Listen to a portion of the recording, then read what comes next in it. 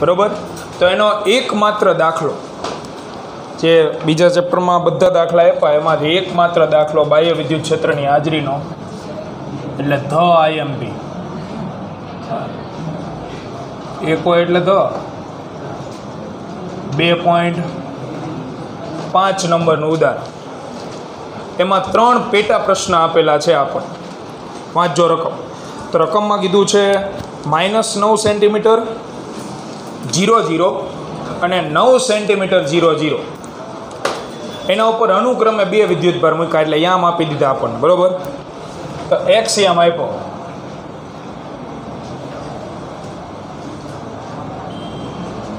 આ x યામ અવગમ બિંદુ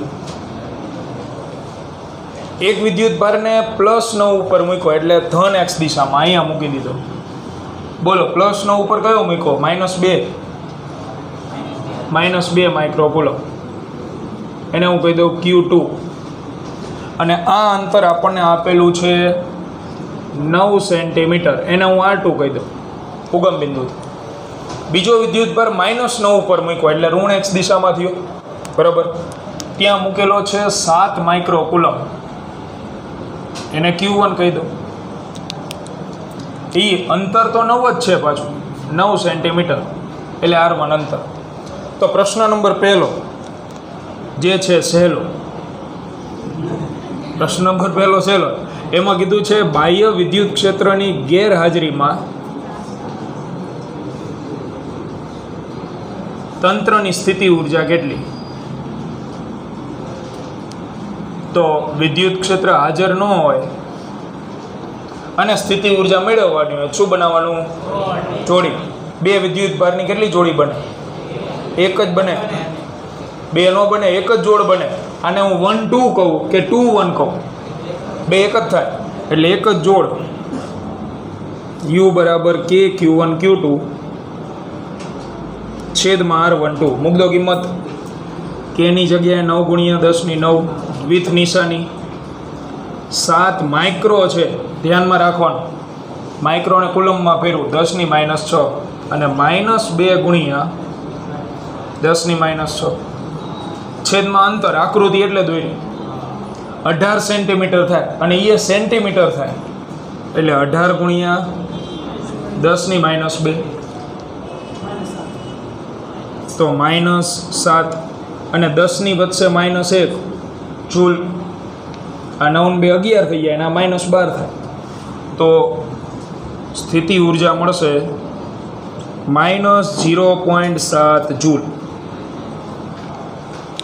એટલે પહેલો પ્રશ્ન સહેલો। બીજો પ્રશ્ન તો એ પણ સહેલો, એમાં એવું કીધું કે આ 2 વિદ્યુત ભારને અનંત અંતરે મોકલવા માટે કેટલું કાર્ય કરવું પડે અથવા કેટલી ઉર્જા ખર્ચવી પડે? અનંત અંતરે મોકલવા કેટલી ઉર્જા ખર્ચવી પડે? તો ગઈકાલે આવો પ્રશ્ન આવ્યો હતો આપણે, અનંત અંતરે મોકલવા હોય તો કુલ ઉર્જા જેટલી ને જેટલી ખર્ચવી પડે પણ કેવા સ્વરૂપે? ધન સ્વરૂપે બરાબર। તો કુલ ઉર્જા આપણે આ રફકામમાં ગોતી જોઈએ એની E બરાબર K + U।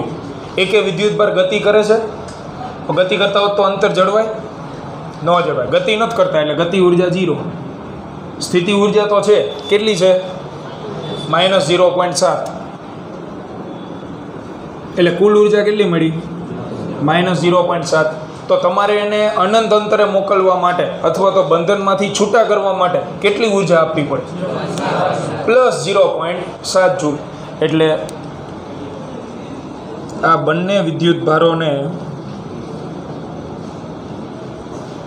અનંત અંતરે મોકલવા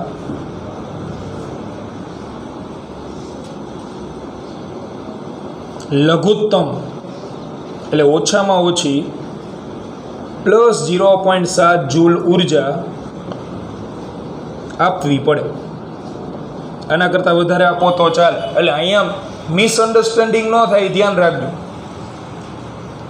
એને અનંત અંતરે મોકલવા કુલ ઉર્જા જેટલી જ ખર્ચવાની છે। અહીંયા શું થાય આ લખવાનું એટલે બધા એવું સમજાય કે સ્થિતિ ઉર્જા ગોતવાની અને અનંત અંતરે મોકલવા જેટલી સ્થિતિ ઉર્જા મળે એટલી ને એટલી ધન આપી દેવાની। આ એનું નથી આવ્યું, અહીંથી જ આવ્યું, જરૂર લાગે કાઉન્સમાં પેન્સિલથી લખી નાખવાનું। કુલ ઉર્જા જ ખર્ચવાની હોય, કુલ ઉર્જા બરાબર ગતિ વત્તા સ્થિતિ, પણ વિદ્યુત ભાર ગતિ નથી કરતા એટલે 0 અને એટલે કુલ ઉર્જા કોના જેટલી છે? સ્થિતિ ઉર્જા જેટલી, બરાબર. એટલે ધ્યાન રાખજો, આમાં ઋણ નિશાની બંધન દર્શાવે. તો પહેલો બીજો પ્રશ્ન તો સિમ્પલ. ત્રીજો પ્રશ્ન મહત્વનો છે, જેમાં બાહ્ય વિદ્યુત ક્ષેત્ર આપ્યું પાછળના પત્તે વાંચો. પ્રશ્ન નંબર 3 આમાં ધ્યાન રાખો. તો એમાં એવું કીધું છે કે હવે બાહ્ય વિદ્યુત ક્ષેત્ર હાજર છે અને બાહ્ય વિદ્યુત ક્ષેત્રનું વિધેય આપી દીધું આપણને E બરાબર a/r², જ્યાં એ અચળાંક છે જેની કિંમત છે 9 × 10⁵ એકમ એનો. તો આમાં જ કરતા બનાવો, એને કરતા બનાવો. વિદ્યુત ક્ષેત્રનો એકમ શું હોય? ન્યૂટન પ્રતિ કુલમ. આનો શું હોય? Metre square. તો એને કરતા બનાવો, મીટર સ્ક્વેર અહીંયા આવતું રહે, તો એનો એકમ બને ન્યૂટન મીટર સ્ક્વેર પ્રતિ કુલમ. એવો આપ્યો છે, બરાબર. હવે મેળવવાનું કીધું છે સ્થિતિ ઉર્જા. તો બાહ્ય વિદ્યુત ક્ષેત્રની હાજરીમાં સ્થિતિ ઉર્જા U બરાબર, તો ગઈકાલનું સૂત્ર યાદ હોવું જોઈએ, જે છેલ્લો ટોપિક ભણાયો હતો. નો યાદ હોય શું કરવાનું? તો આ આકૃતિ ઉપરથી વિચારતું જવાનું આના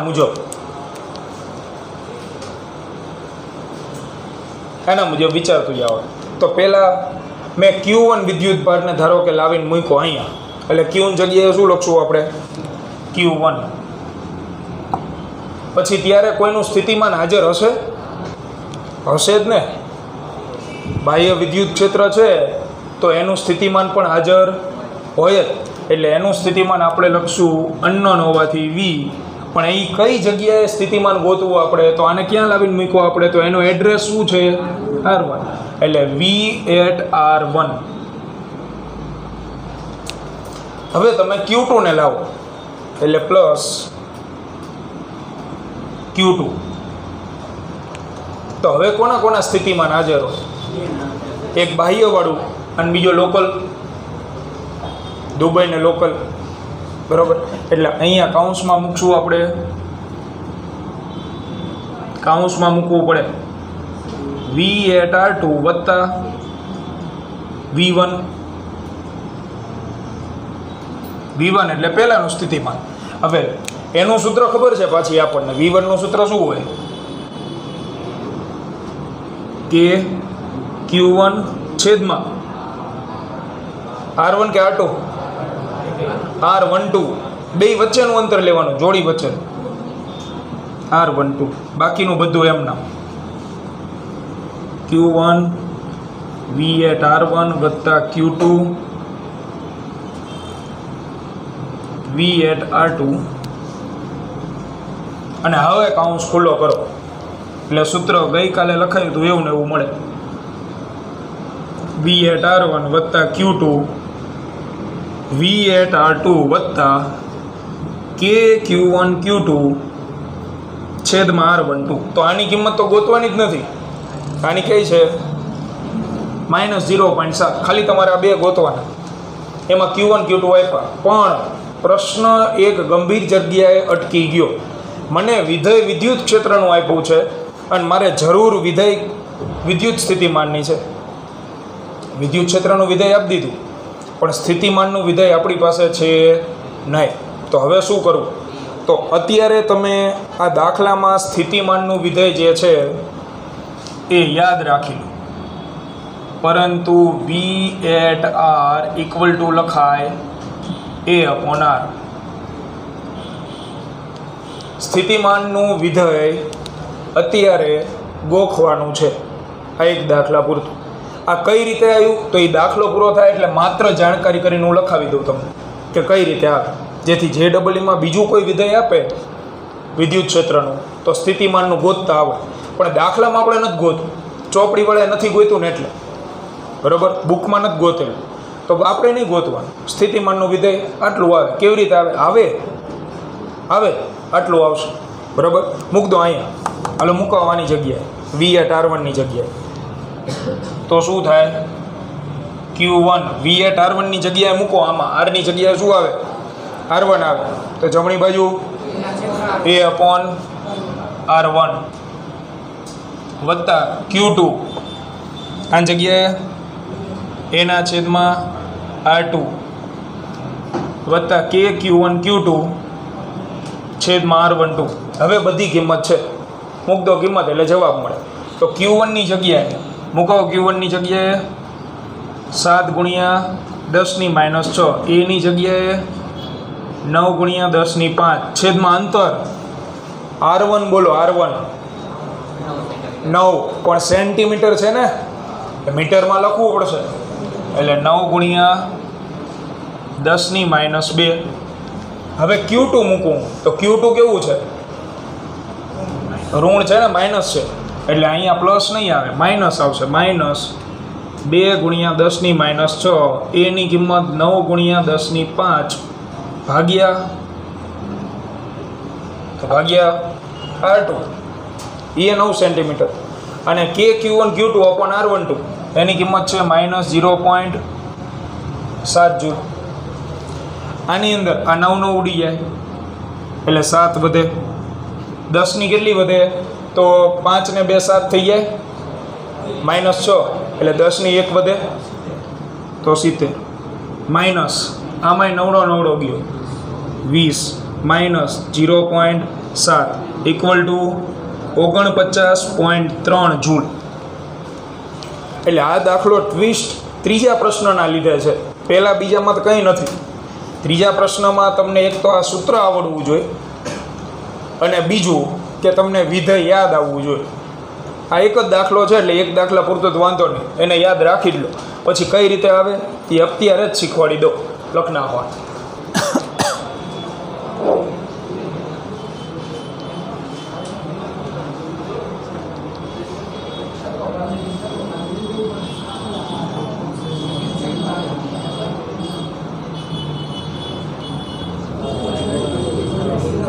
એ હાલ 49.3 જતું, 49.3 હતું અહીંયા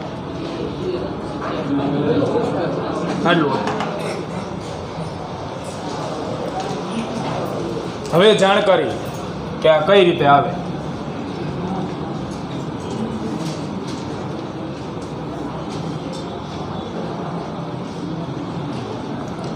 તો સ્થિતિમાનનું સમીકરણ અથવા વિધેય આપણે લાવવું તો વિદ્યુત ક્ષેત્ર અને વિદ્યુત સ્થિતિમાન વચ્ચે સંબંધ દર્શાવતો આખો એક લેક્ચર આપણે લીધો E અને V વચ્ચે.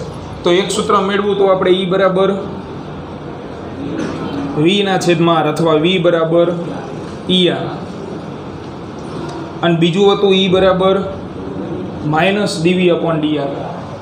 આ મોટાભાગના વિદ્યાર્થી ભૂલ કરે જો એ આમાં કિંમત મૂકે. E ની જગ્યાએ શું મૂકવાનું તો શું વિધેય હતું, A ના છેદમાં R² ગુણ્યા આની જગ્યાએ આવડી ગયું તો V બરાબર શું આવ્યું, A/R આવી ગયું. પણ એ ખોટું ગણાય, દર વખતે નહીં આવે, કારણ કે એમાં ચોખ્ખી આપણે સૂચના લખાવેલી છે કે માત્ર કિંમત અથવા મૂલ્ય આપેલા હોય ત્યારે જ આ સૂત્ર વાપરવું, એવું લખાવેલું હશે કાઉન્સમાં. વિધેય આપેલું હોય ને તો આનો ઉપયોગ કરવો.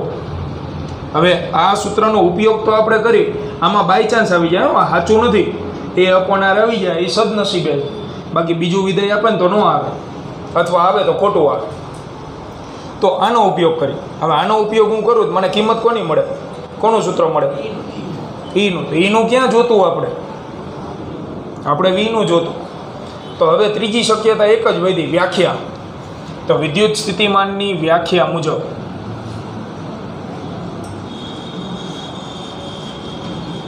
બોલો, વિદ્યુત સ્થિતિમાનની વ્યાખ્યાનું સૂત્ર શું હતું, V અંતિમ માઇનસ V પ્રારંભિક. V અંતિમ એટલે VR માઇનસ V પ્રારંભિક, તો અનંત અંતર = માઇનસ ઇન્ટિગ્રેશન પ્રારંભિકથી અંતિમ E.dr. સદિશ E.dr હતું પણ બે સમાન દિશામાં લઈ લીધું એટલે cos 0. હવે તમે આમાં મૂકો, આ તો 0, V/R -0 માઇનસ ઇન્ટિગ્રેશન ઇન્ફિનિટીથી R, E ની જગ્યાએ A/R² dr. A બાર લઈ લો,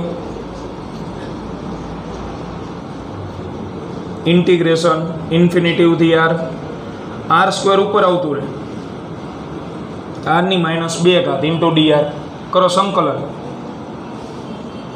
આરની -2 + 1 છેદમાં -2 + 1 ઇન્ફિનિટીવથી કેટલા વધે? -1 અહીં આવતું રહે તો પ્લસ, એટલે એ આરની -1 ઇન્ફિનિટીવથી આરની -1 એટલે 1/r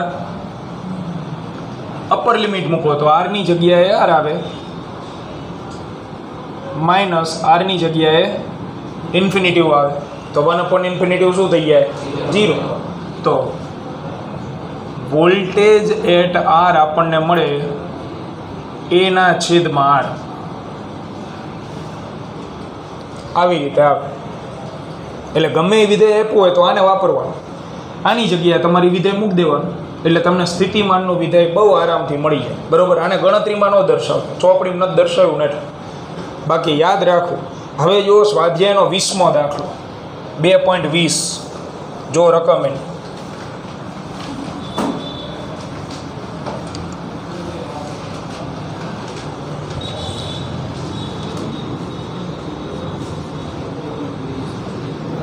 તો એમાં કીધું છે એ અને બી ત્રિજ્યા ધરાવતા બે સુવાહક ગોળાઓને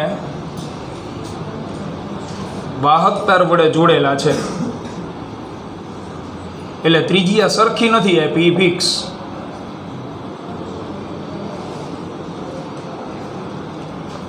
તો વાહક તાર વડે જોડી દીધા. વાહક તાર વડે તમે બે સુવાહક ગોળાને જોડો,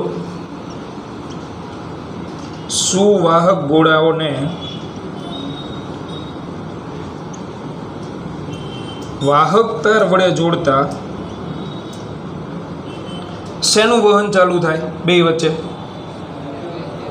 પહેલા ચેપ્ટરમાં જોડતા જ હતા. શેની આપણે ચાલુ થાય? વિદ્યુત ભારની. આ સોનાનો હોય ને આ ચાંદીનો હોય તો સોનું કંઈ અહીંથી ઉડીને અહીં ન જતું, કે ચાંદી આ બાજુ ન આવતું. વાહક તાર વડે જોડો એટલે વિદ્યુત ભારનું વહન ચાલુ થાય. તો પ્રશ્ન નંબર બીજો, વિદ્યુત ભારનું વહન ક્યાં સુધી ચાલુ રહે? બે ઉપર વિદ્યુત ભાર કેવાનો થઈ જાય? સરખા. તો બંને પર સમાન સ્થિતિમાન ન થાય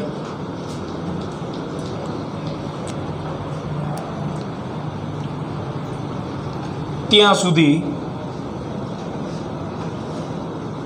વહન ચાલુ રહે. સ્થિતિમાનો વિદ્યુત ભાર નહીં, જોજો વિદ્યુત ભાર બે ઉપર કોઈ દી હરખા થાય જ નહીં. બે ગોળા હરખા છે, એક ગોળો આવડો આપ્યો હોય અને એક ગોળો આવડો આપ્યો હોય, બે ઉપર હરખા વિદ્યુત ભાર અમાય તો શક્ય જ નથી. એટલે એવું ન કહેવાય કે વિદ્યુત ભાર સમાન થઈ જાય ત્યાં સુધી. ના ભાઈ ના, એ તો ત્રિજ્યા સમાન હોય ને તો વિદ્યુત ભાર બે ઉપર સમાન થાય.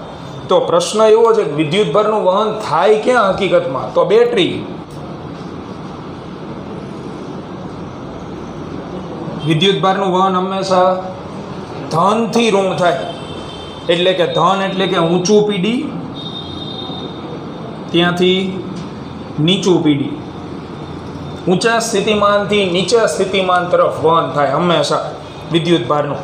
તો વિદ્યુત ભારના વહન પાછળ જવાબદાર કારણ છે સ્થિતિમાનનો તફાવત. યાદ રાખજો, વિદ્યુત ભારનું વહન હંમેશા શેના લીધે થાય? તો વિદ્યુત સ્થિતિમાન અલગ અલગ હોય ને એટલે અહીંયા વહન થાય છે, કારણ કે આનું સ્થિતિમાન ઓછું હશે, ત્રિજ્યા મોટી છે ને એટલે આનું સ્થિતિમાન વધારે હશે, એટલે વહન ચાલુ થયું. સ્થિતિમાનનો તફાવત હતો એટલે. તો વહન ક્યાં સુધી ચાલુ રહે? કે જ્યાં સુધી સ્થિતિમાન સમાન ન થઈ જાય. સ્થિતિમાન સમાન થઈ જાય એટલે વહન બંધ. વિદ્યુત ભાર સમાન ન થાય, આના ઉપર વિદ્યુત ભાર સમાય જ ઓછો. આપણે થોડોક મોટો દોર્યો, બાકી વધારે મોટો ગોળો દોરી તો એના ઉપર વધારે વિદ્યુત ભાર સમાય. તો કંઈ બે ગોળા ઉપર સમાન વિદ્યુત ભાર પ્રસ્થાપિત થવાના જ નથી, એ અલગ અલગ હોય. સ્થિતિમાન સમાન થાય. તો શોર્ટકટ એવી છે કે તમે જ્યારે MCQ અથવા દાખલામાં વાહક તાર વડે જોડવામાં આવે એવો શબ્દ જુઓ હવેથી, તો તમારે ફરજિયાત સ્થિતિમાન સરખાવી દેવાના. વાહકતર જોઈ જાઓ ને એટલે આ આવે. પહેલા ચેપ્ટરમાં વાહકતર હતો, પણ પહેલા ચેપ્ટરમાં આપણે સ્થિતિમાન નહોતા ભણ્યા એટલે ત્યારે નહોતું કીધું. બરાબર. તો હવે તમે MCQમાં વાહકતર જોશો એટલે ફરજિયાત V1 બરાબર શું કરી નાખવાનું? V2. તો આપણે તો હજી રકમની પહેલી લાઈન જ વાંચી, અહીંયાથી અહીં સુધી પહોંચ્યા. આગળ પૂછેલું શું તમને? બે ગોળાના વિદ્યુત ક્ષેત્રનું શું લો? ગુણોત્તર. હાલો ગુણોત્તર લઈ લે. મૂકવા મને સૂત્ર. V1 નું સૂત્ર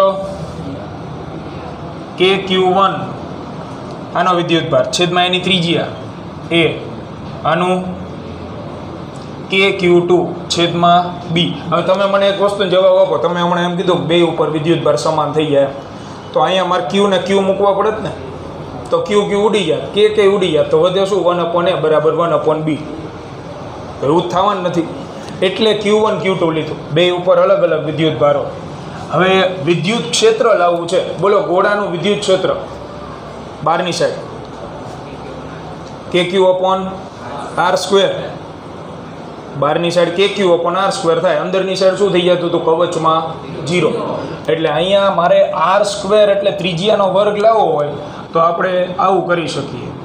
KQ1 છેદમાં A છે, A વડે ગુણી નાખો, A વડે ભાગી નાખો.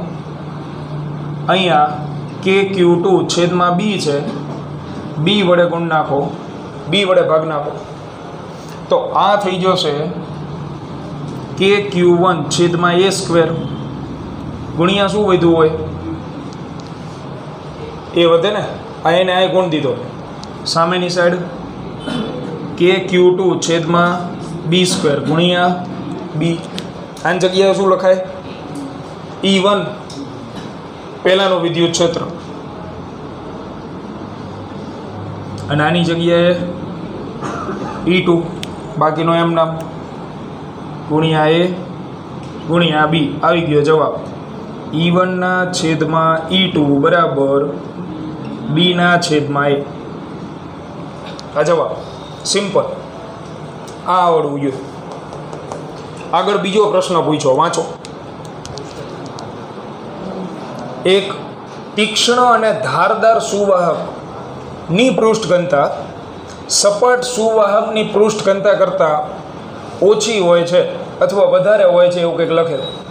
શા માટે? સમજાવો, કારણ આપો. તો પૃષ્ઠ ઘનતા આપણે મેળવવાની છે. એટલે પ્રશ્ન જ નહીં સમજ્યા એટલે બીજું સુવાહક આપણે દોરીએ. હવે અનિયમિત સુવાહક લેવાનું કે જેમાં અમુક ભાગ સપાટ હોય સીધો અને અમુક ભાગ અણીદાર હોય, ધારદાર, તીક્ષ્ણ. તો એક અનિયમિત સુવાહક દોરી આપણે.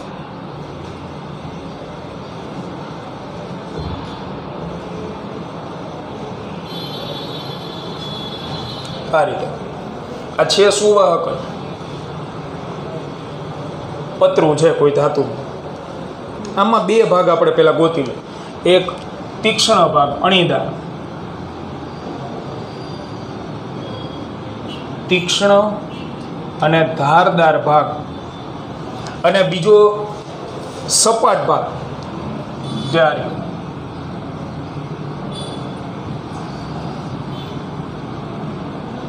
આ બે ભાગ વિશે આપણને કીધું. પૂછેલી છે પૃષ્ઠ ઘનતાની સરખામણી કરો. તો પૃષ્ઠ ઘનતા પહેલા ચેપ્ટરમાં આવતી. શું હતું સૂત્ર?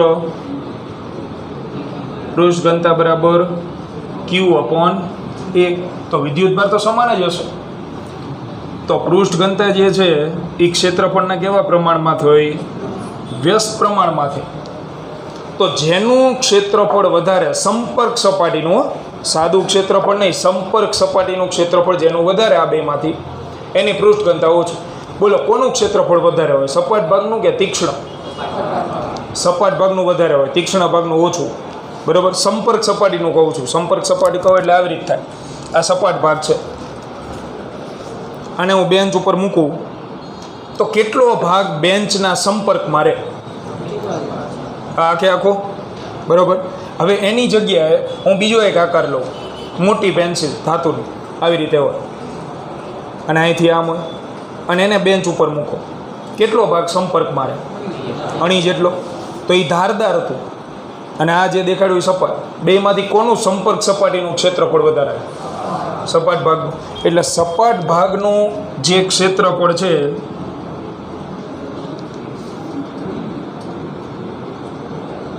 એ તીક્ષ્ણ ભાગના ક્ષેત્રફળ કરતાં વધારે હોય તો પૃષ્ઠ ઘનતા કોની વધારે હોય? ઊંધું થઈ ગયા ને, ક્ષેત્રફળના પૃષ્ઠ ઘનતાને કેવા સંબંધ? વ્યસ્ત. તો પૃષ્ઠ ઘનતા કોની વધારે હોય? તીક્ષ્ણ ભાગની. એટલે આ નિશાની ફરી જાય. તેથી સપાટ ભાગની પૃષ્ઠ ઘનતા ઇઝ લેસ ધેન તીક્ષ્ણ ભાગની પૃષ્ઠ ઘનતા. હવે તમે વાંચો વિધાન, જો એવું લખ્યું હશે કે તીક્ષ્ણ ભાગની પૃષ્ઠ ઘનતા સપાટ ભાગની પૃષ્ઠ ઘનતા કરતાં વધારે હોય છે એવું સમજાવો, એવું લખેલું. બરાબર. તો એના પાછળનું કારણ જવાબદાર છે સંપર્ક સપાટીનું ક્ષેત્રફળ. જેનું ક્ષેત્રફળ વધુ એની પૃષ્ઠ ઘનતા ઓછું. અહીંયા દાખલો પૂરો થાય. તો આવા દાખલા કોણ પૂછાતા હોય 3 માર્કમાં? 2 માર્ક આના અને 1 માર્ક આ. આ જો કે MCQ છે એક પ્રકાર. બરાબર, લખ નાખો.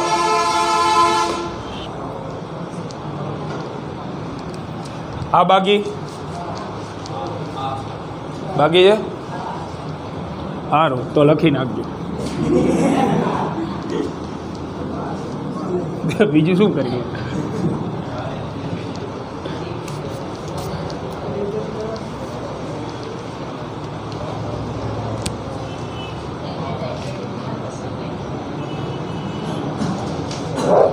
હવે આવશે ડાયપોલની સ્થિતિ ઉર્જા, પણ એના પહેલાં આને લગતો MCQ. આને લગતો નહીં, લગતા MCQ. તો પહેલા ચેપ્ટરમાં એક વસ્તુ ભણ્યા હતા આપણે કે સમાન ત્રિજ્યા ધરાવતા ગોળા હોય, સમાન ત્રિજ્યા હોય 2 ગોળાઓની,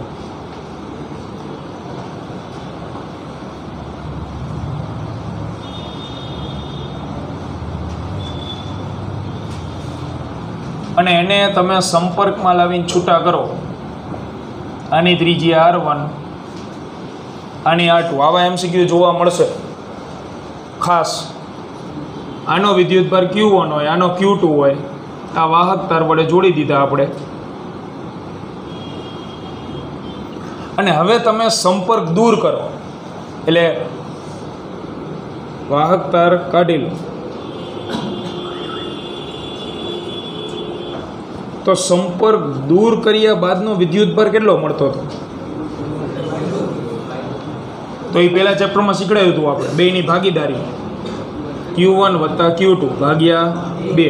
પણ એ તો મુખ્ય સમાન ત્રિજ્યા હોય ત્યારે થાય એવું, 2 ઉપર સમાન વિદ્યુતભાર તો વહેંચાય. પણ હવે આવશે દાખલાઓ, એમાં ત્રિજ્યા સમાન નહીં આપે, એમાં અસમાન ત્રિજ્યા આપશે. તો હમણાં જ શીખડાયું, અસમાન ત્રિજ્યા 2 ઉપર સરખો વિદ્યુતભાર સમાય નો. તો એમાં તમે સંપર્કમાં લાવીને છૂટા કરો તો શું કરવાનું? આ વાહક તાર પણ 2ની ત્રિજ્યા અસમાન છે. તો હવે એના માટે હું એક કોમન ગણતરી કરી દઉં તમને, જેથી તમારે દરેક MCQમાં એ ગણતરી કરવી ન પડે. એટલે એક શોર્ટકટ મળશે, એ એપ્લાય કરવા. એટલે આવા 2 પ્રકારના MCQ આવે. સમાન ત્રિજ્યા હોય તો સીધું આવે, પણ અસમાન હોય તો એની શોર્ટકટ આપણે તારવી દઈએ. તો હવે વાહક તારથી જોડ્યો એટલે 2માં સમાન શું હોય? સ્થિતિમાન. એટલે V1 = V2. V1ની જગ્યાએ KQ1 છેદમાં A બરાબર KQ2 છેદમાં B. K cancel. Q1 ના છેદમાં Q2 બરાબર A ના છેદમાં B. આવું આવ્યું. હવે અહીંથી અંશમાં યોગ પ્રમાણ લો, વિયોગ નહીં, ખાલી યોગ પ્રમાણ લે. એટલે આવી જાય Q1 + Q2 છેદમાં Q2 = A + B છેદમાં B. આની જગ્યાએ લખાય કુલ વિદ્યુતભાર 2 ગોળાનો ટોટલ છેદમાં Q2 = A + B / B. આમાંથી Q2 ને કરતા બનાવો એટલે એક શોર્ટકટ બનાવ્યો. સંપર્ક બાદ બીજા ગોળા પર વિદ્યુતભાર Q2 ઇક્વલ ટુ બનાવો કરતા એટલે Q2 આ બાજુ, આ બી અહીંયા આવતો રહે એટલે Q કુલ છેદમાં A plus B into B આવું થાય. તો આ તમારા કામમાં આવશે પરીક્ષામાં. Q કુલ એટલે શું? તો સંપર્ક પહેલાં બે ઉપર કંઈક વિદ્યુતભાર તો હોય જ, એનો સરવાળો છેદમાં બેની ત્રિજ્યાનો સરવાળો. હવે ધારો કે મારે પહેલા ગોળાનો વિદ્યુતભાર જોતો હોત તો અહીં ત્રિજ્યા કોની મૂકે? પહેલાંની મૂકે. બીજાનો જોતો એટલે ત્રિજ્યા કોની મૂકી? બીજા. એટલે શોર્ટકટ યાદ રહી જાય એવી જ છે. કુલ વિદ્યુતભાર છેદમાં બેની ત્રિજ્યાનો સરવાળો. ખાલી આના ઉપર ધ્યાન રાખો. જેનો વિદ્યુતભાર તમારે જોતો હોય એની ત્રિજ્યા અસમાન હોય ત્યારે આ સમાનમાંય લાગુ પડે. જો આ તો રામબાણ ઇલાજ છે, એવું નહીં કે આ એકમાં જ, આમાંય લાગુ તો પડે જ. તમે આ દાખલા તરીકે આવડો આ દાખલો આપેલો હોય ને આ શોર્ટકટ તમે મૂકો ને જવાબ આવશે.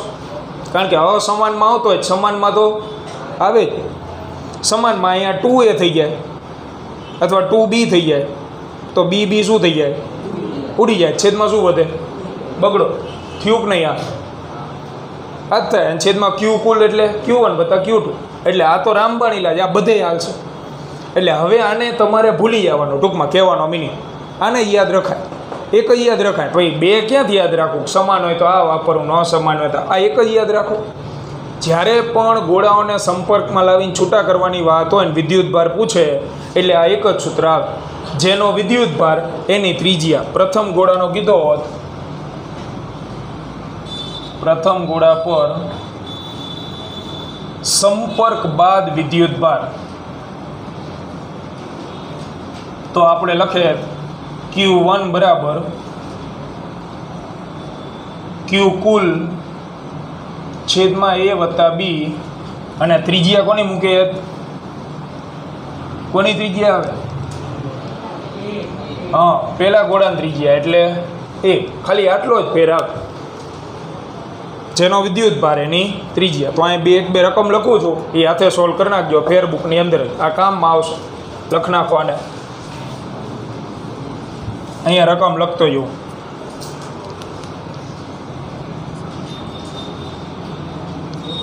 હા, બીજી એક વસ્તુ કહી દઉં. ગોળાની ત્રિજ્યા સેન્ટીમીટરમાં આપી હોય મીટરમાં ન ફેરવતા. કારણ જો અહીં જોઈ લો, આ A વત્તા બી, ધારો કે બી મને સેન્ટીમીટરમાં આપ્યા, આનો જવાબ શેમાં આવે? સેન્ટીમીટરમાં. આનો શેમાં આવે? આ તો એ ઉડી જાય. તો એમાં મીટરમાં ફેરવવા ન જતા, ગુણોત્તર છે ને એટલે.